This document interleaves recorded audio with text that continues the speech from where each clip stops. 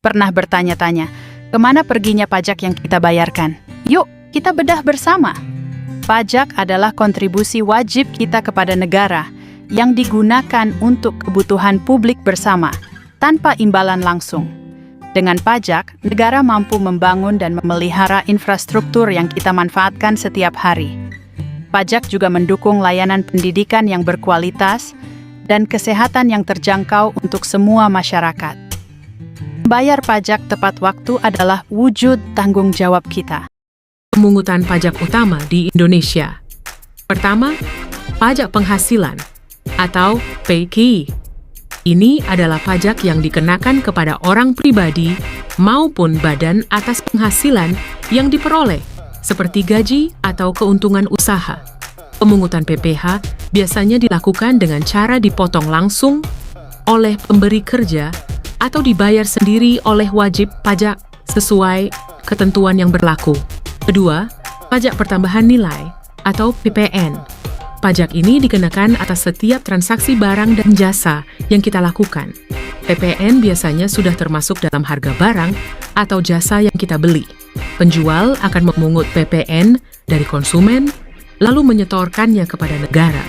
Di PPh dan PPN adalah bagian penting dari kewajiban kita sebagai warga negara untuk membangun Indonesia yang lebih baik. Memahaminya membantu kita dalam kepatuhan hukum. Yuk, kita lanjutkan pembahasan tentang pajak yang wajib kamu tahu. Kali ini, kita akan bahas 2 pajak lagi. Yang ketiga adalah pajak bumi dan bangunan atau PBB.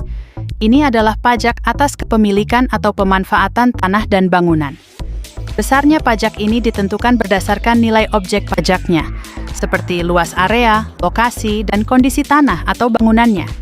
PBB ini umumnya harus dibayarkan setiap tahun sekali oleh pemilik properti. Lalu, yang keempat adalah bea materai. Ini adalah pajak yang dikenakan atas berbagai dokumen resmi. Fungsinya sangat penting, yaitu untuk memberikan kekuatan hukum pada dokumen seperti surat perjanjian atau kwitansi.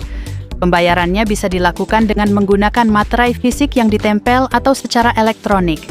Nah, sekarang kamu sudah tahu lebih banyak tentang PBB dan bea materai. Tetap patuh pada peraturan ya. Yang kelima, pajak daerah. Ini pajak dari pemerintah daerah, seperti pajak kendaraan, hotel, dan restoran. Lalu, retribusi daerah. Ini pungutan atas jasa atau izin, misalnya retribusi parkir atau pasar. Semuanya digunakan untuk pembangunan daerah. Yang keenam, BPHTB. Pajak ini dikenakan saat Anda mendapat hak atas tanah dan bangunan melalui jual beli, hibah, atau warisan. Dengan memahami dan menepati kewajiban pajak, kita bersama-sama mendukung pembangunan nasional dan daerah yang lebih baik untuk semua.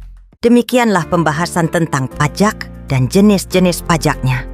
Semoga sedikit penyampaian ini dapat membantu dan menambah wawasan kita semua.